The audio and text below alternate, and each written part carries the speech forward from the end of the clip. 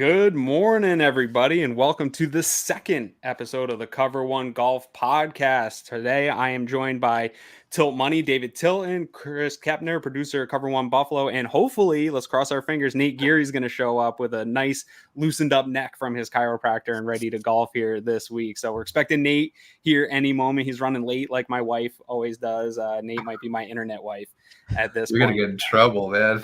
Yeah, no, she knows. Public. Yeah, she knows. She knows it's true. Good morning, guys. How's it going? It's going good. I've got 7 of the next 9 days, 18 holes lined up, including 3 tournament days in a row to end. Jeez. That's the life of a club member. You got tournaments, the ramp up to tournaments. That's probably the thing of just being like a municipal grinder that I don't get. I'm getting a lot of pressure here locally because this week I golfed 4 days in a row, and in that 4 days I golfed with a lot of the local club members. So like the municipal courses have men's clubs, and they're like, you got to join, there's tournaments and stuff like that. So I might be getting into that lifestyle here soon, but I'm not quite there. Yeah, and we do have Nate Geary popping in here. What's going on? Good morning, Nate. What's going on, guys?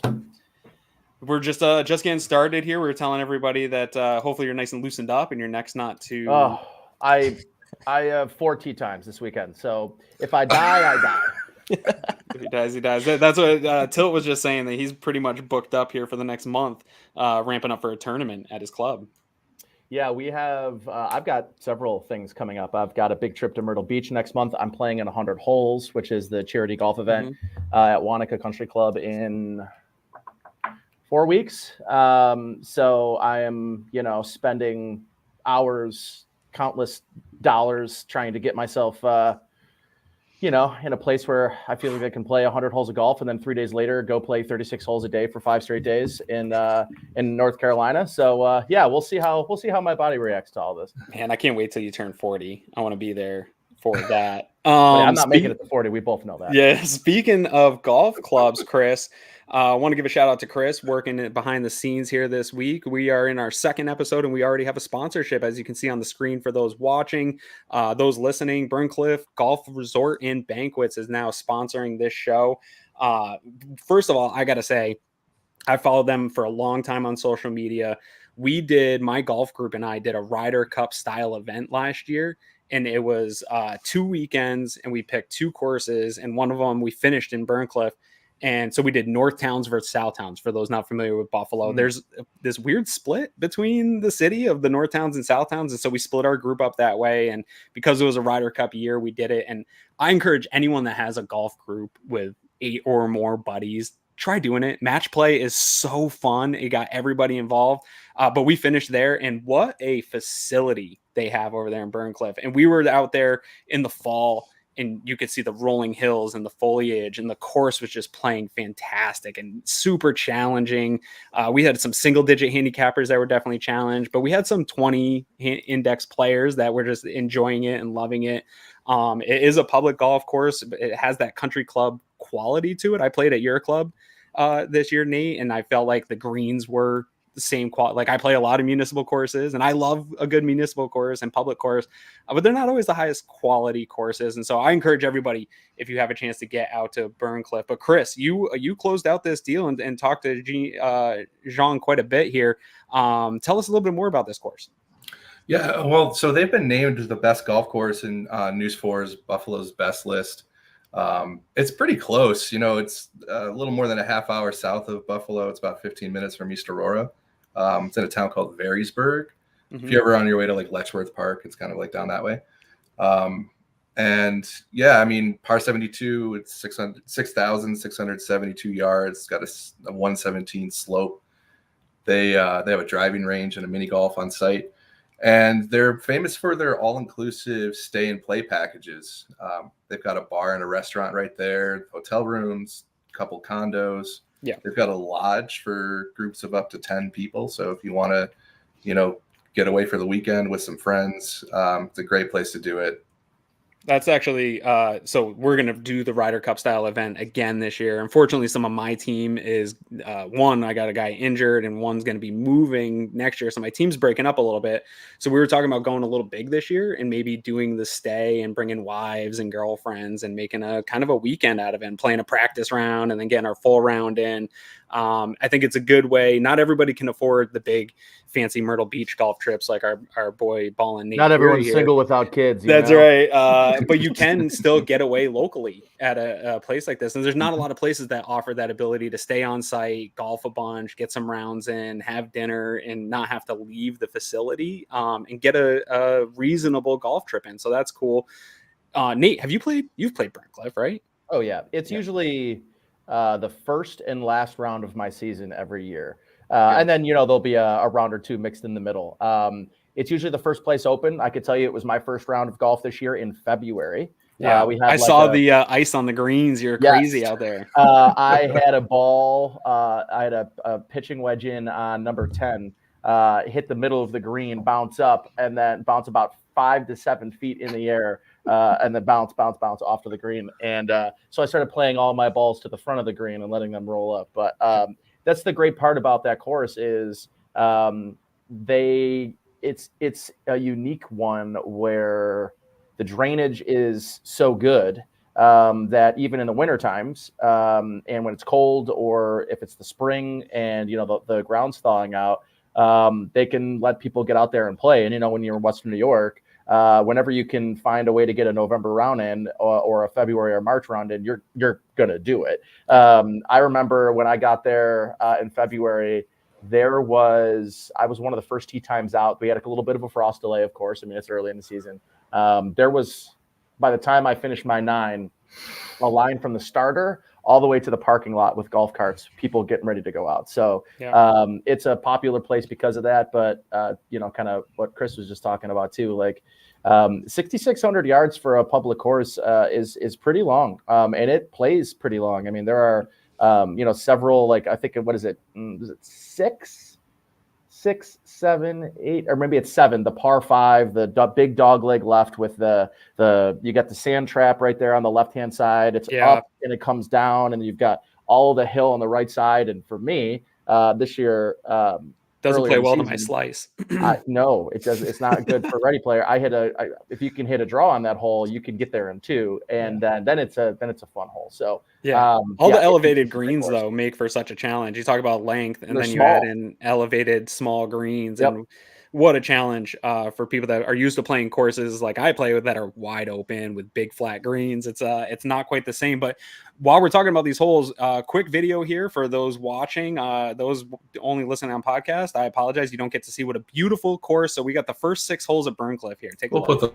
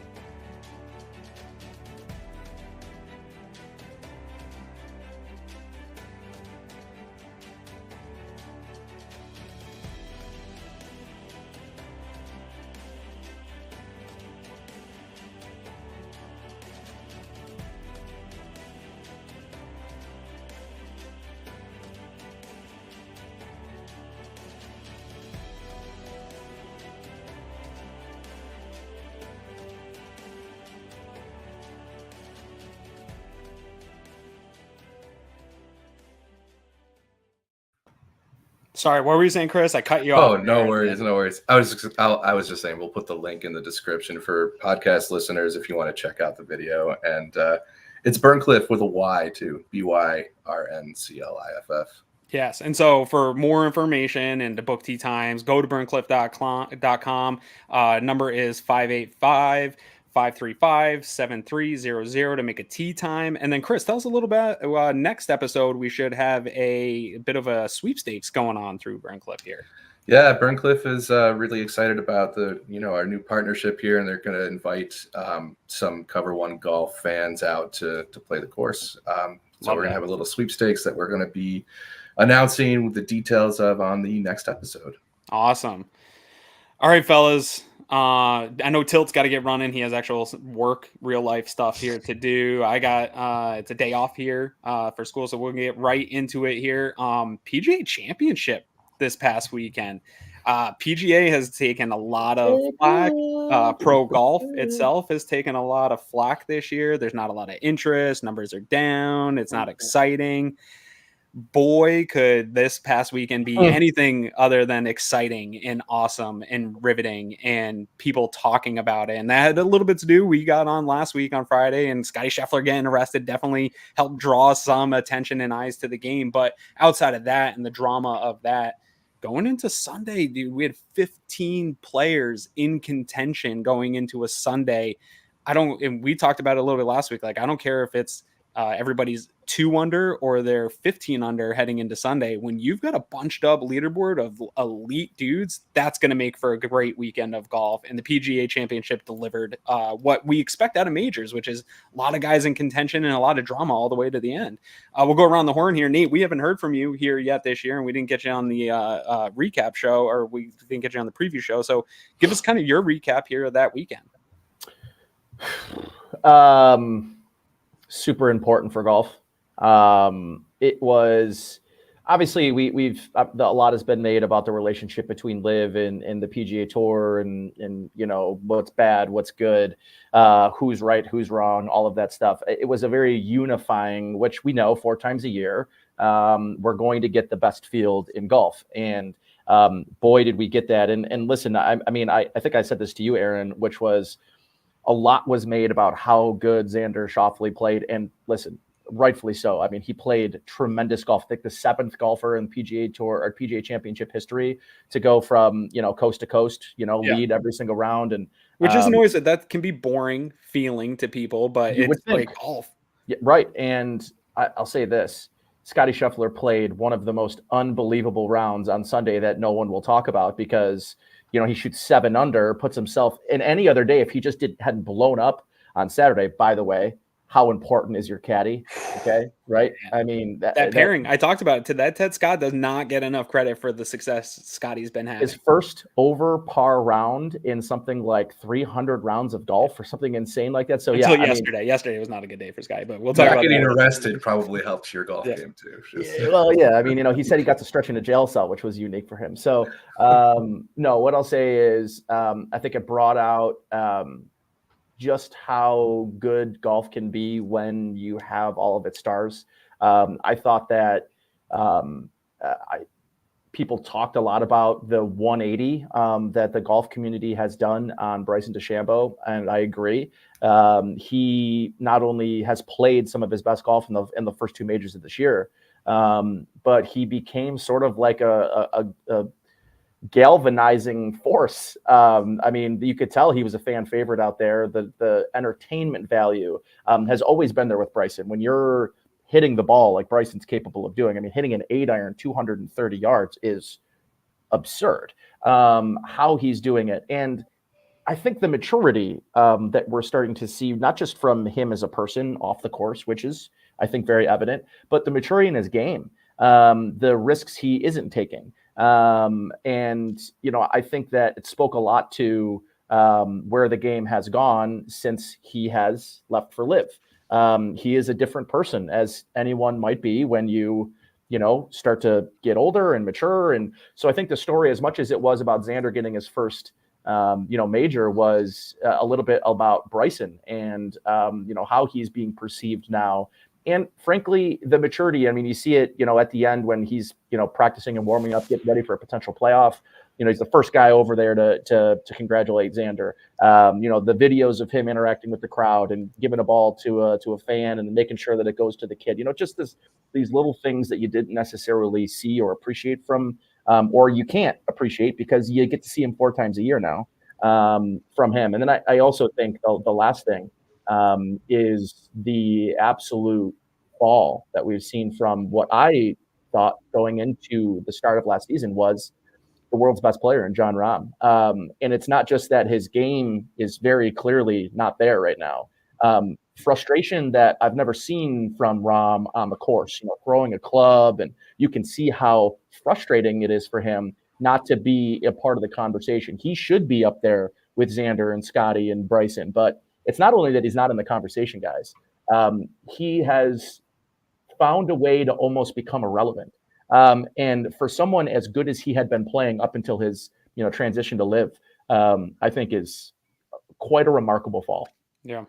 I think it also speaks to how short those runs can be when you look at historically of guys that have gotten to those tops of the world rankings. And I think what's been so impressive about Scotty Scheffler's run that isn't talked about enough is like a lot of times guys will get up there, but it doesn't last multiple seasons. It doesn't last for a long period of time. Till you and I both have been super critical of Liv and the golfers that chose to go to Liv. And I still stand behind a lot of what I had to say. How do you feel on the conversation about Bryson? And a lot of people are asking, is he the new needle mover in golf? Because there was a lot of interest last week. And I don't know if that's correlating Bryson performing well and having high energy to also a lot of other things going on that led to a lot of viewership in the PGA. Do you think, is he the new needle mover? Has he made a full 180 in terms of his perception? Well, I will say this, right? Not only Bryson kind of maturing, but I think people being willing to recognize that he has changed as well. Like I was like 2-3 years ago, I could not stand Bryson. Like he was like one of my least favorite players. He just rubbed me the wrong way. And I'm even willing to say that like my view on him has changed a bit now as well over the last like 6 months to a year, doing the stuff he's doing on YouTube.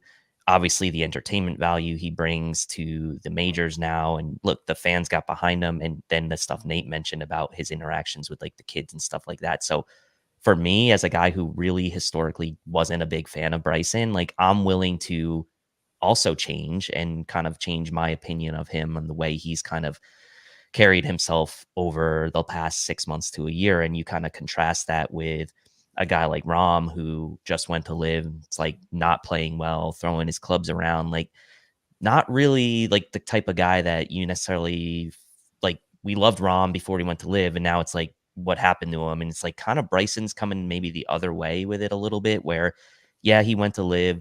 I know some of the reasons that he went, he's still not been completely upfront with, but he is doing things a little bit differently than a lot of the guys who did go to Live, and people want to see him play, especially in the majors, obviously. But I think he is a needle mover, and if he was in a situation more where it was like a more competitive environment week to week, like we see on the PGA Tour compared to Live, where there's the competition element is not so. It doesn't move the needle for me there, but in the majors, and people get behind him, and you can see how important it is to him as well. Emotional on the course, but in a positive way, not like when something bad happened, not really reacting negatively, but reacting positively when something good happens, and the crowd was definitely behind him.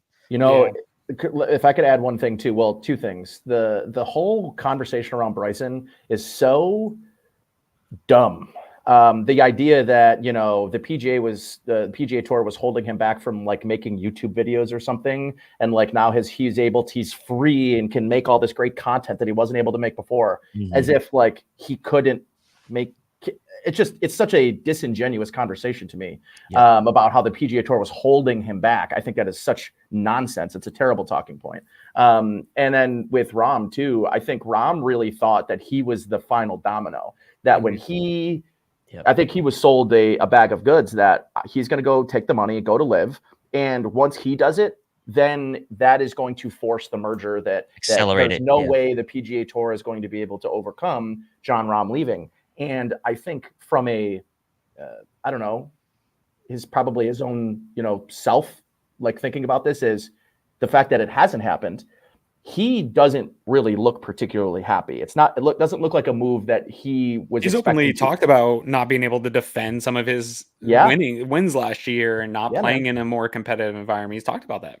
So I think that he's maybe his self-esteem, his confidence is tilted a little bit, because I think he expected himself to be the guy that galvanized the tours to come together. And the fact that it hasn't happened, I think, is, part of the story with him. And if anything, there's been some rumors that the players on tour have not been kind to him when they've returned, and that people are more frustrated with him than maybe anyone else. And I think, Brandel Chambly gets a lot of crap on the internet for being pretentious, and he is a little bit, like, the way he delivers his message isn't always the best. But one thing I think that he has talked about throughout this whole merger is that the individuals are not as big as they think they are in terms of the historic game of golf, because it is a small window that you're super good. And if this rides out for a long period of time, the PGA Tour has a feeder system where you might not know the names yet, but there's always going to be stars in the making coming into the game. And that's probably the difference between LIV and the PGA, in my opinion. The biggest is that there is a feeder system, and you have to earn your tour card, and you have to play into it, where you get to LIV, you just get your contract and you're there no matter what the results are. There is some relegation if you're, like, really bad. But these guys on tour have to keep it. And if you are at the top, you're probably not at the top for long. There's guys coming for you all the time. It's a competitive atmosphere. I think that's where Rahm probably misses the most. I'm not totally turned on Bryson yet. A lot of the stuff was more likable. I'm moving towards, like, I can see the maturity coming, but to that point you made, Tilt, that is still my hang up, is him going on news shows and stuff like that and trying to, instead of just what Brooks and Dustin Johnson and even Jon Rahm admitted to, like, hey, they gave me a big old fat check and I couldn't turn it down to play golf. Instead, he still kind of got that Phil Mickelson altruistic, like, oh, I made this move because I think it's my move, and moving this is better for the game of golf, and it's going to grow the game of golf, and it's all that. And it's like, maybe there's some of that desire built into what Bryson's doing, but ultimately it still seems like it was greed-based decisions from everyone that went to LIV to take the money. And I don't blame him. Bryson was in a weird spot when he took that money. He was coming off injuries. He wasn't winning like he used to. That was exactly what Brooks said. Like, he didn't know if he would recover from the injuries and get back to being the competitive golfer that he was. So he had an opportunity to take a lot of money and maybe work his way back without the pressure of being on tour. And I think that was exactly what Bryson also did, but he will never admit to it. And that's a sticking point for me. Am I out of line there, Chris? And still being stuck on, like, just be honest with us. Yeah. I mean, he took a lot of fire for comments he made, or, like, kind of sounding sympathetic to Saudis. And I don't know. I mean, I don't look, my note about Bryson was more centered around these 3D printed clubs, which I think is a pretty interesting talking point that people have been going on about since the Masters. And I think it's cool that he is kind of pushing the envelope in terms of technology and look forward looking, trying to be on the cutting edge. I did think with the coverage, it got a little bit overplayed that he designed the clubs himself, because they were designed by Tom Bailey and Avoda Golf, and he customized them to his game. But, it's not like Bryson, is an engineer who made these clubs. So, but he is like he has a degree in physics, right? Like, I'm not trying to take away anything. I'm sure he's a really smart guy. And, but in terms of, like, the process of making these clubs and everything, I think that, Tom Bailey and Avoda, they deserve more of that credit. Well, even in that conversation, Chris, I think I saw a conversation that, like, oh, he lost all these sponsorships because he moved to LIV, but, like, that Cobra sponsorship that he lost was because he was kind of a jerk about them not being able to get him clubs that fit. Because then he started. You said his driver sucked, right? Yeah, he started getting into all this long drive speed stuff with all of his buddies, and then Cobra couldn't get him and so he was in the middle of changing swings and doing all this stuff, and he was missing big off the tee, and then just blaming Cobra, who's, like, your sponsor. You can't do that. Like, I don't care if that is the truth. Like, you can't come out and whine about somebody that's sponsoring you and giving you money and all this stuff. Yeah, and so that's why he lost that sponsorship. They couldn't make him happy. They literally came out with a PR thing that was like, look, he's complaining too much. We can't make him happy. We can't make clubs, even though they made multiple one-off runs of the same size irons, the wide grip iron. Like, they did everything they could to bow down to Bryson. And again, that goes back to yes, he's maturing, but he's smarter than everyone in the room. It's almost like a Patrick Cantlay, a Phil Mickelson, where it's like, I'm smarter than everybody, and unless you get on board with me, you're kind of an idiot. And that Cobra Bryson relationship felt like that. I'm glad he found something that's working for him, though, because clearly those clubs are working for him. Yeah. Before we move away from PGA Championship stuff, though, I just, really happy for Xander. Don't want to lose sight of, that was a long time coming. And I don't want to forget that last week Aaron said on this podcast that Xander Schauffele was the Buffalo Bills of the PGA Tour. And, let's hope so. Right. That's our year, baby. That same week, Xander Schauffele gets over the hump. So logically, the only conclusion I can draw is that the Buffalo Bills are going to win a Super Bowl this year. So lock it up. I really enjoyed Aaron taking a chapter out of the Nate Geary book of economics, which is just be wrong about most stuff, Yeah. I mean, I wasn't wrong until I was.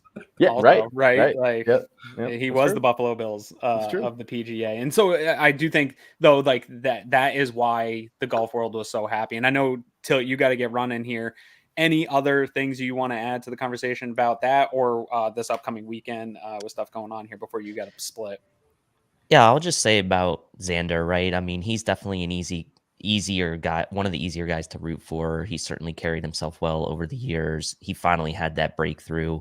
And you wonder, right, like if this is going to be the start of something even bigger for him. Let's see if that can carry over for him. But at the end of the day, like regardless of what the scores were, 2 under par, he had to hold off an excellent Sunday from Bryson. Obviously, guys, tons of guys that you mentioned, Victor was right there. Yeah, we're right there in the mix, like heading into Sunday, like all those guys within a couple shots of the lead, and he played really well. So the course set itself up to, yeah, you could get penalized if you went in the rough, maybe not as much as some other situations, but like you had to show that you were the best in the world that day, hitting those greens from 200 plus yards out, putting yourself in positions to make easy, stress-free 2-putts and even birdies in some cases, right? And he did save a few pars as well, let's not forget. So it wasn't handed to him. He earned it, and I'm happy for him.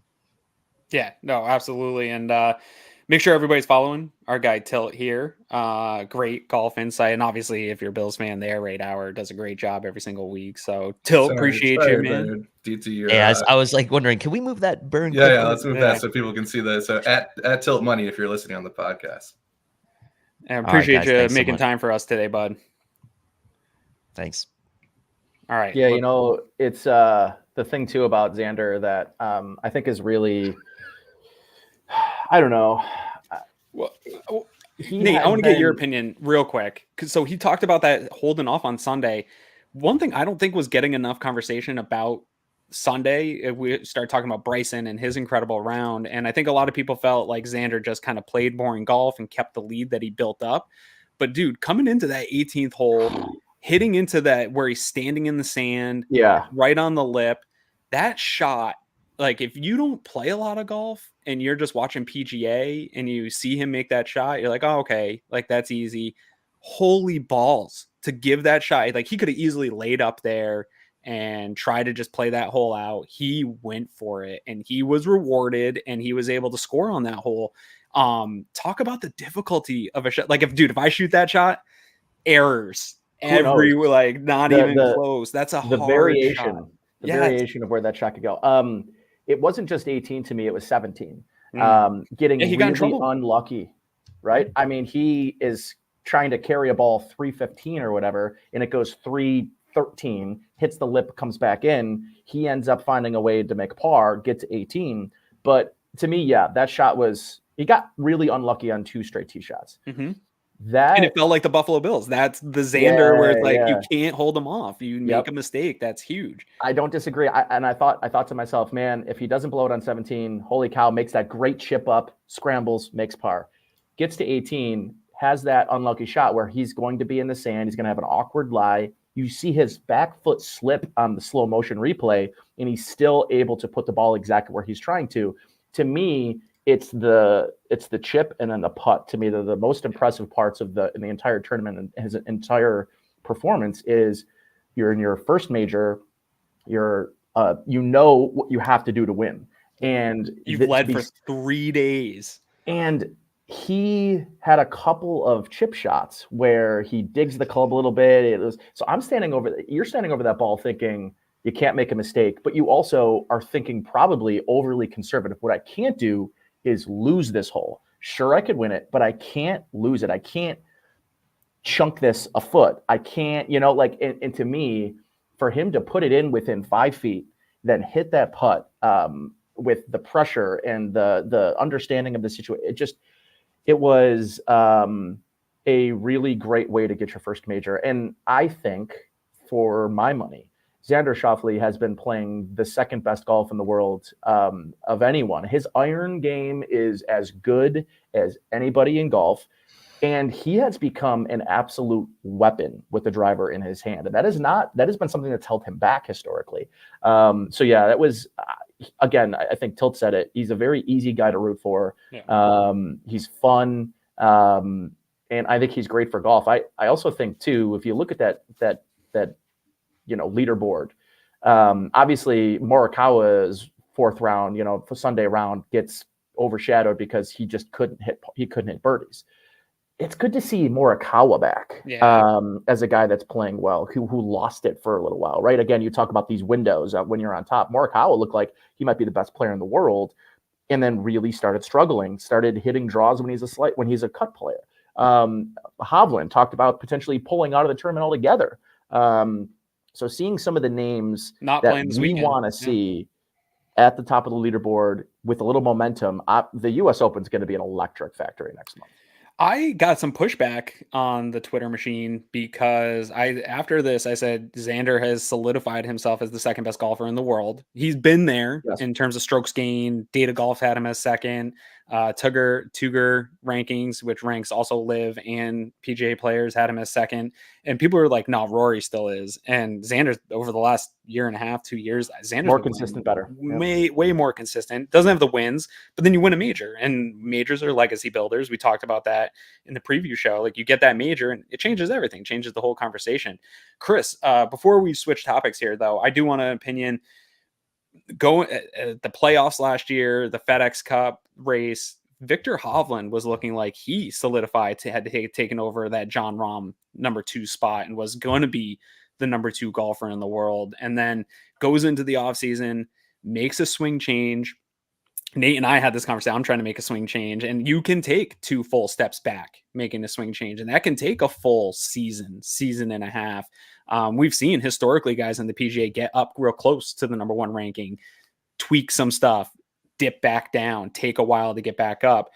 It looked like we haven't seen a lot of Victor Hovland over the last start of this season here, but he looked pretty fantastic in a return and seeing him in a major. Now, we're not going to see him again this weekend. We don't know what's up, why he's taking so much time off from playing golf, but when he comes back, is he going to get back in that mix, do you think, of being one of those top 5 golfers in the world?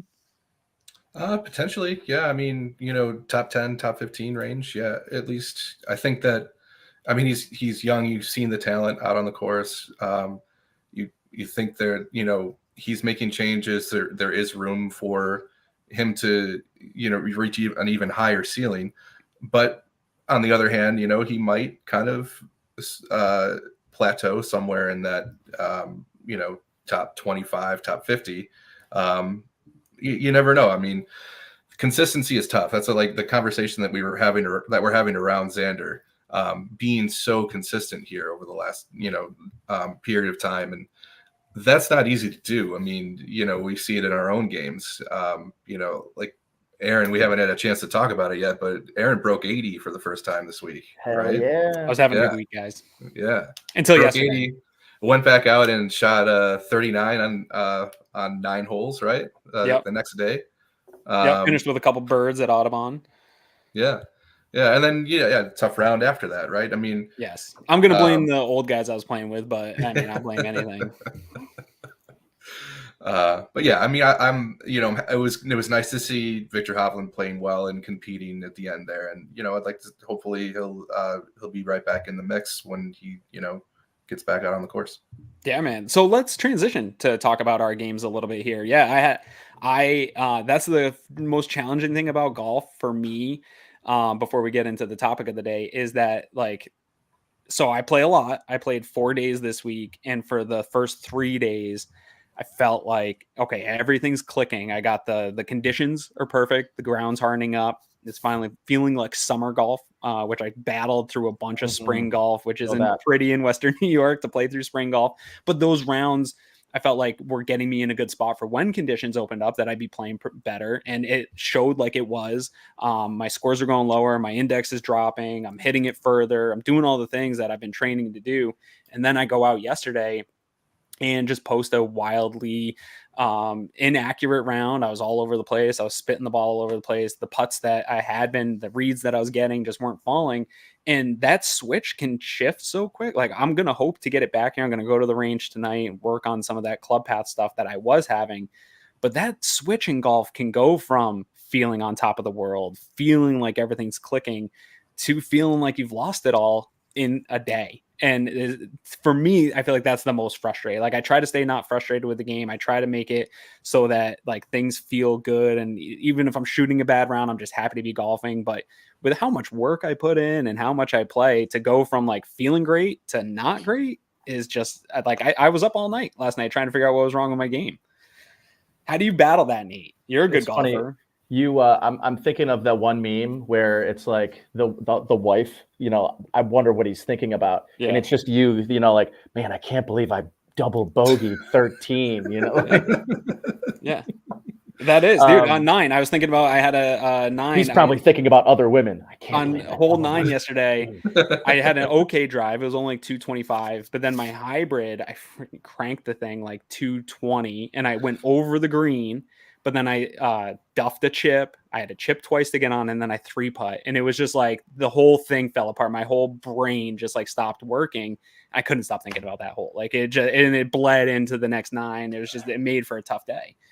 Yeah, mindset is really everything in the game of golf, in perspective. And, for me, I'll have bouts where, I'll play 2-3 straight weeks without shooting in the 80s. I'll be a 70s, high 70s, mid 70s for 2 weeks straight. And then, I won't be able to find it again for a little while. And the frustrating part for me this year is, I had been striking the ball, especially with my driver, the best I'd ever hit my driver. I went from being a guy that was playing a very specific shot, a high cut, and tailoring my face and everything about my driver, all the settings to promote this cut.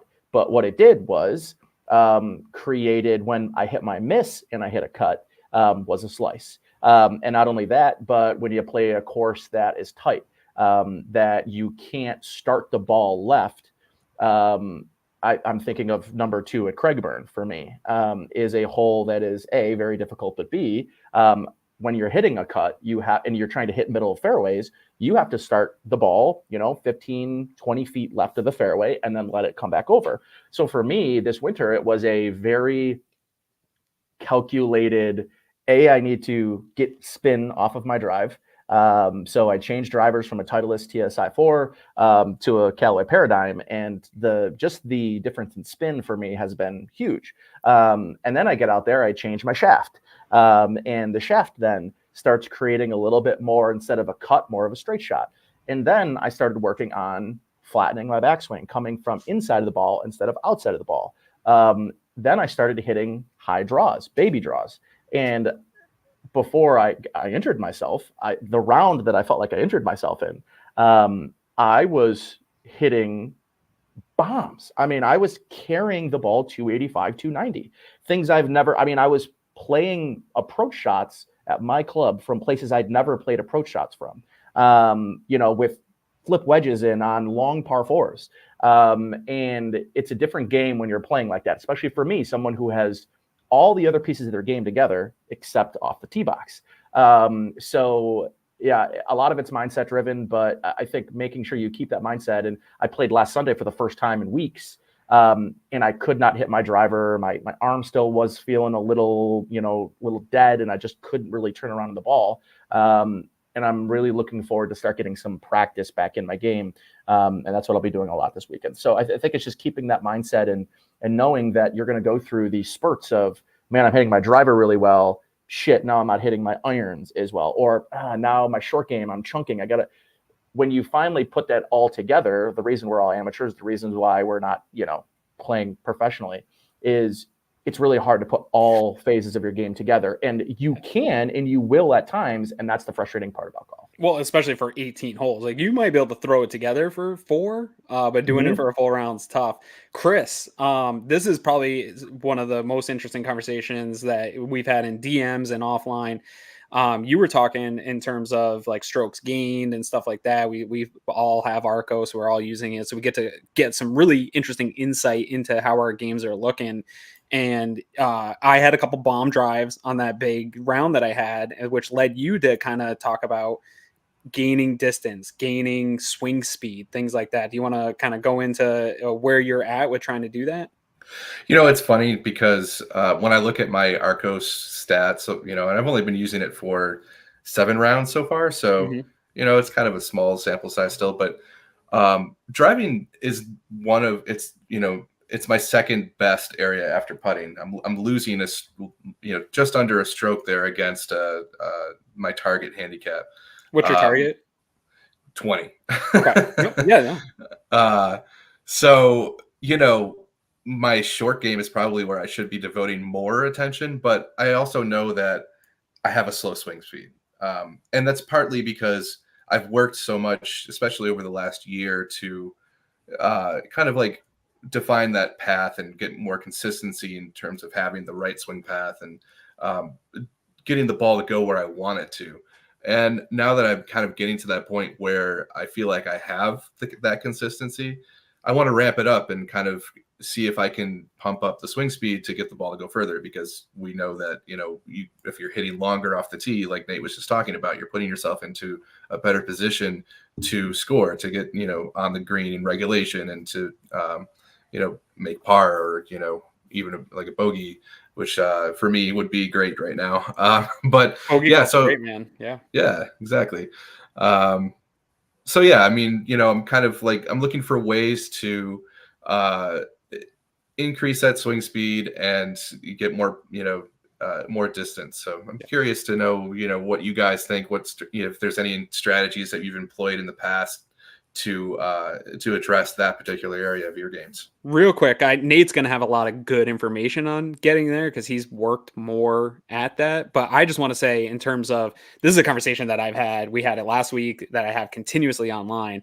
The old adage of drive for show, putt for dough is such a bad thing that needs to get blasted into the sun. It doesn't mean putting doesn't matter and short game doesn't matter. It absolutely does. Like, my rounds that I've played well in, my strokes gained in short game and putting are way up. Like, that's what saved me in so many situations. But what we do know from the data is, if you can even increase 10 yards, 20 yards, which is, it's a lot more than people think. Like, 10 yards doesn't sound like a lot, but if you can get those increases over an 18-hole round over a season, the strokes gained that you're going to get from those distance gains, both on tee and an approach, that's the low hanging fruit for almost every level of golfer, is getting better off the tee and getting better on approach is what drives scoring. Cause you're going to get in positions, to Nate's point, where I'm realizing it now, from averaging about 215 off the tee, 220 last year, to now I'm averaging about 240, 245. That's a big jump in gain in the shots that I'm playing on approach and that are setting me up for scoring opportunities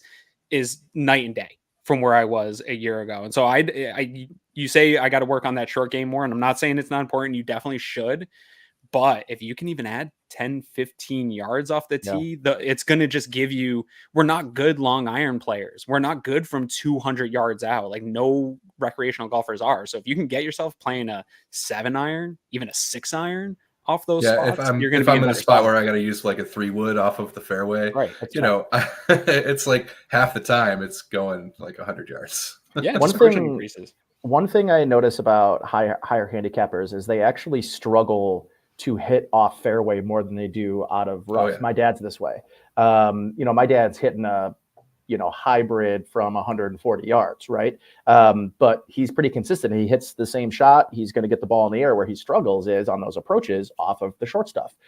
People really, and I told him one of the issues, especially the rough we play as amateurs, it's not US Open. Correct. Rough. You're going to get what the rough we play promotes flyers. So when I hit out of the rough, I know I need to club down.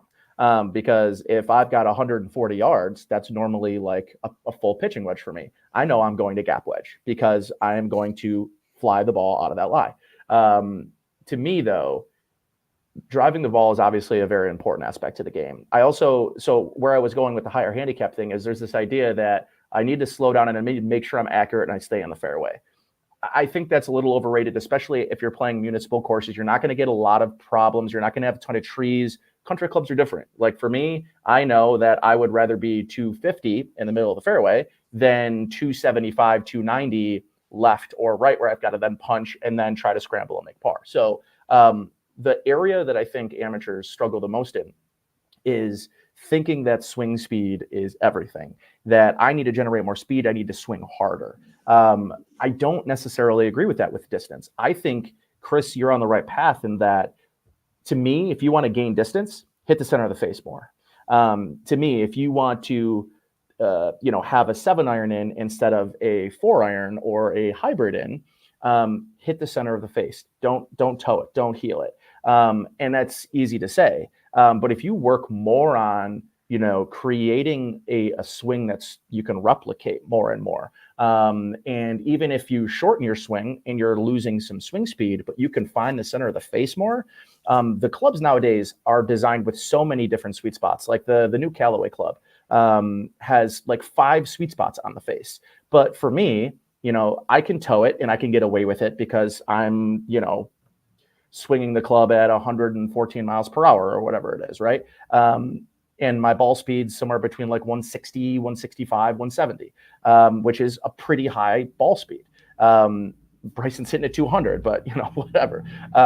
It's, to me, I think. Why aren't you Bryson DeChambeau? That's the next question I have. I think for me, because he's injured. Yeah, and I'm doing that with a bum neck. I think for me, the conversation for amateurs or high handicappers about I'm going to gain yardage by increasing speed is true.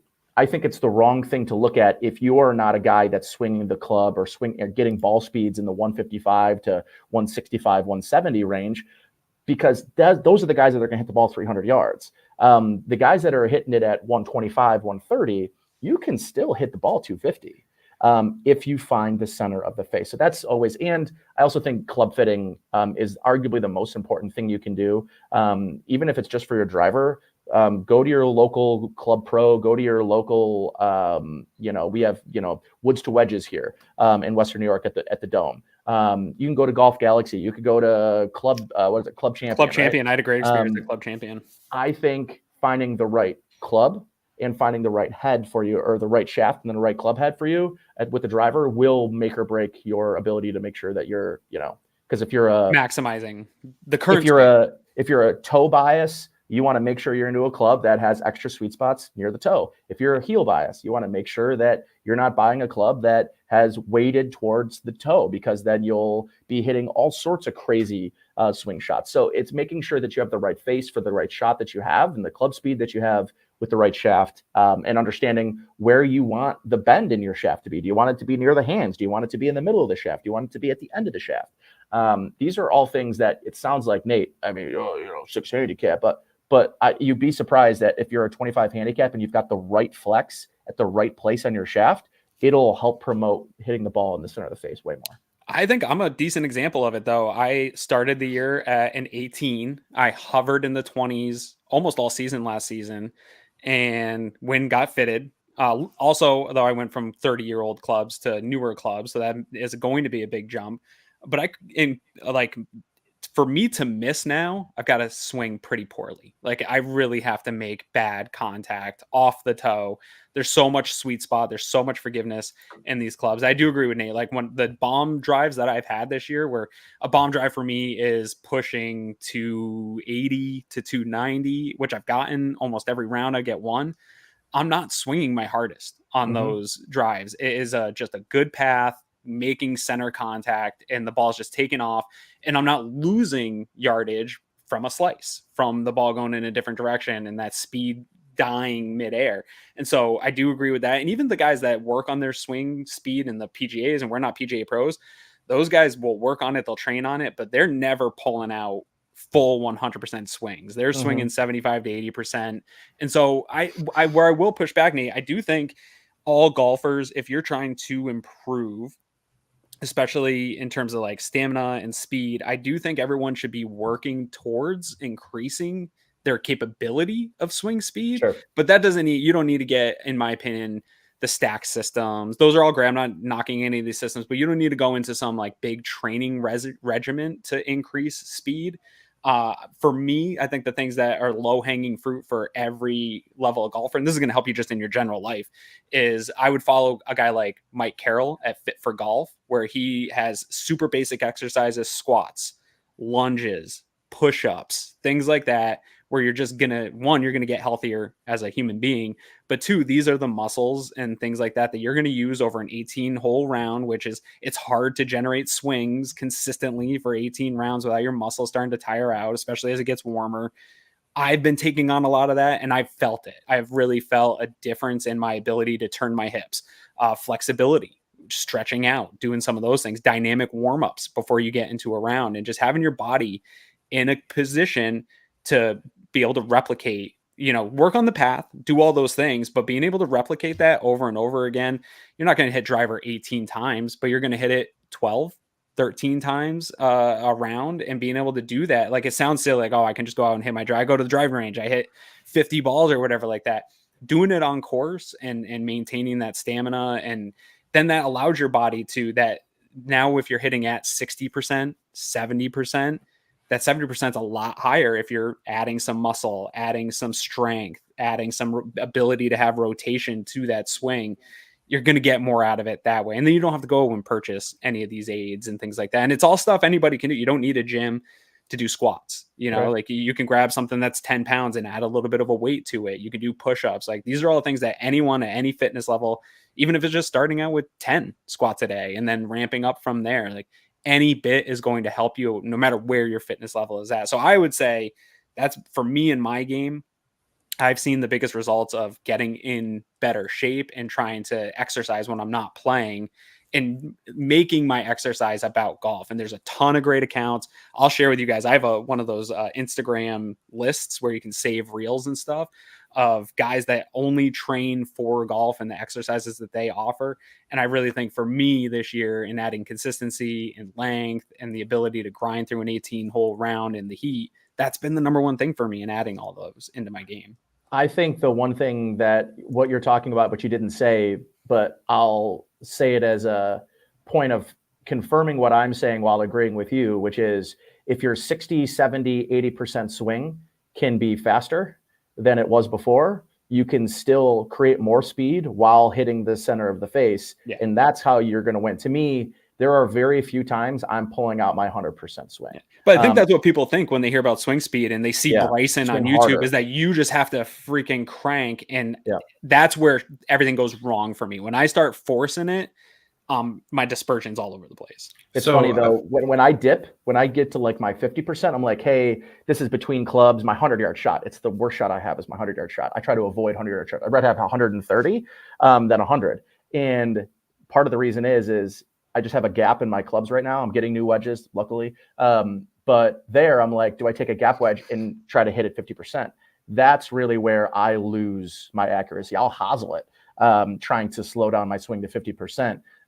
So that was just, it's funny how your mindset in those situations change when you're confident about a drive, when you're standing over a drive, when you're standing over a club like a hybrid or a 5-wood, but you can hit that club really well. It's crazy what that mental, confidence can do for you during the swings too. I think we can have a whole conversation on another show maybe about dialing down, power on those shots, like 100 yards and in. Because that's really interesting. And I mean, Tiger, I was watching a YouTube video with Tiger talking about his short game and how he doesn't think about things in terms of a percentage, or some people talk about, where they are on a clock, like they're going to go back to 9 o'clock or whatever it is in their swing.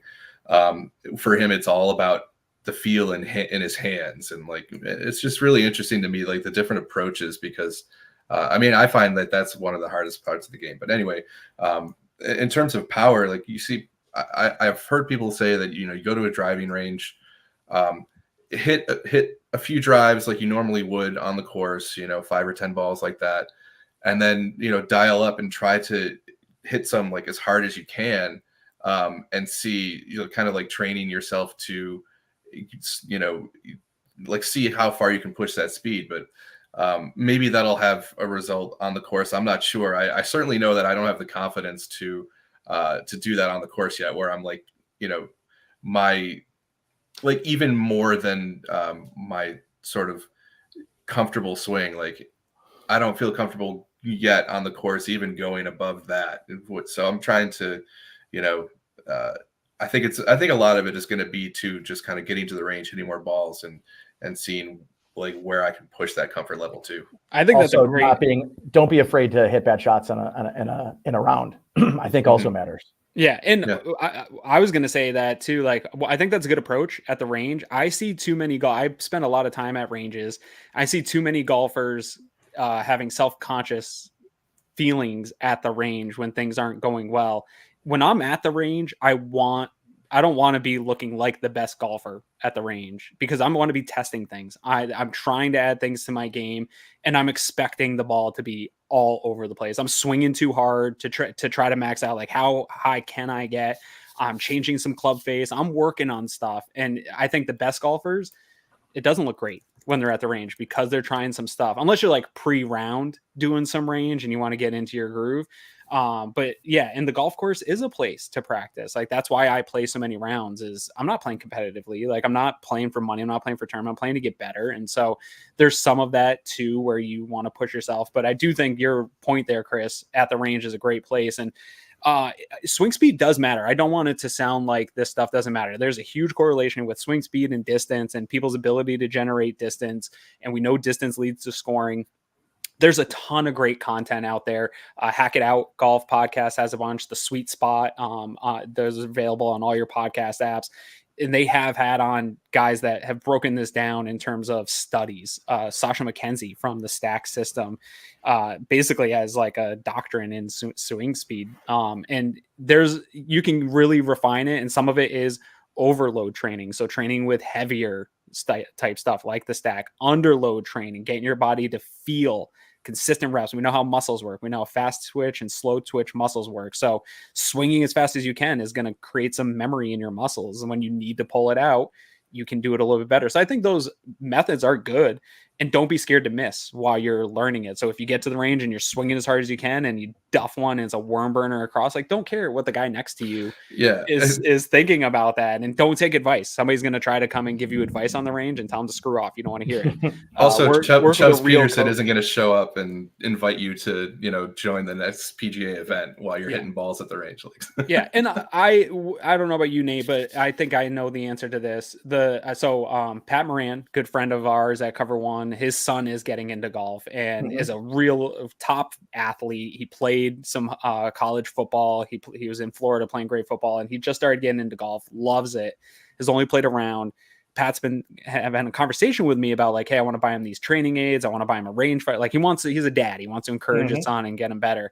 And I said, dude, save all your money, call up Jesse at Buffalo Golf and Social, or somebody, get a good instructor and invest that money in instruction. I've been playing golf a long time. I've got a lot of bad habits, and I don't do it even as much as I should. I should probably be going monthly to somebody and working on things, and not always going to translate. We had this conversation where I'm working on some stuff, but I'm not always using it all on the course. It's stuff I'm working on the range and slowly trying to get better.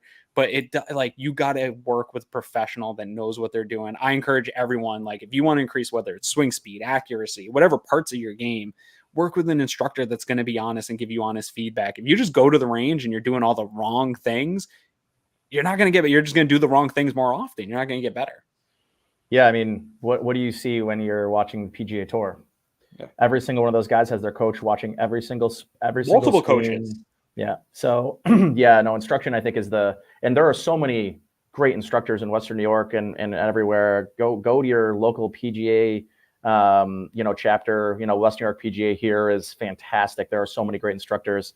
Glen Oak is the home of the Western New York PGA. So if you're a Western New Yorker and you're like, well, where the hell do I go to Glen Oak. Tim Freeze, who by the way is the owner of Glen Oak, he was doing the announcing on Saturday at the PGA Championship. He's he's a local here, played in the senior PGA Championship a couple of years ago when he qualified. A great golfer, great instructor. He's got great instructors at Glen Oak, but that's where the Western New York PGA is located. Shoot Glen Oak an email. They're happy to help you, match you with a really good instructor in Western. Yeah, and I know you work for Buffalo Golf and Social. Jesse reached out to me when we were talking about stuff, had me come in, worked through a lesson with me, and it's intimidating because I'm not a great golfer, and I know he's a very good golfer, and he hangs out with tons of great golfers. And when I went in there and we got on the track, man, he saw my swing. It was super cool. He was like, look, you're a scooper, and that's fine. You're hitting the ball straight and you can probably get to some of your goals. But if you really want to unlock some stuff, let's work on these things. I'm going to give you some stuff. And he set me up with an app where I can send him some pictures of me swinging and see my progress and stuff like that. And his feet, like I've also had lessons where the guy just gives you the most basic stuff. So you can get bad lessons and not get, but like working with Jesse, he was side-by-side comparisons of me with a Rory or somebody else like that and showing like, hey, you're great bringing it back, but when you come down, look where your hands are, look where his hands are. And that's okay. I'm going to show you a few things and work on this at home, set up some yoga blocks and work on your swing path. And it ended up being super positive. I had no weird feelings of like, man, I'm not good enough to be here. Like you get the right coach that has good positive feedback that can give you the right tools to work on.